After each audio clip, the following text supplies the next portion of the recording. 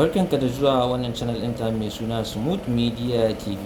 In zuwanka ne na farko mai sauraro, dole ka danna mana alamar subscribe, sauran ka danna mana alamar ƙararrawa domin samun cikakken bayananmu.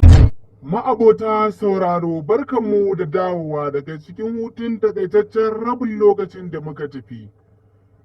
Kun san cewa Najeriya muna cikin wani hali na ko in kula.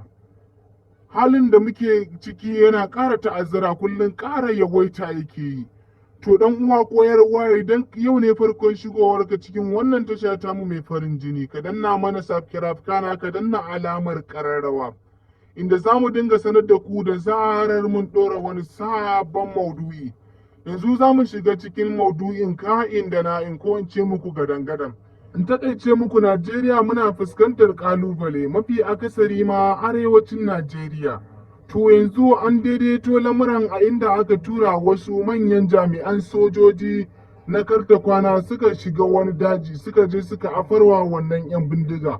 A inda 'yan bindigan yanzu dai kashinsu yana nema ya bushe, domin an kai ruwa rana tsakanin 'yan bindigan da sojojin. Rigimar dai ta barke a halin yanzu, a inda 'yan bindigan sojojin suke nema su yi nasara a kansu, a inda mu kuma fatanmu damun sojojin su yi nasara a kan wannan 'yan bindiga, a kawo ƙarshen zaluncin wannan 'yan bindiga. Yanzu aka kama wannan shugaban 'yan bindiga, domin kuwa an yi nasara a kansu, kashinsu ya bushe a hannun sojojin Najeriya.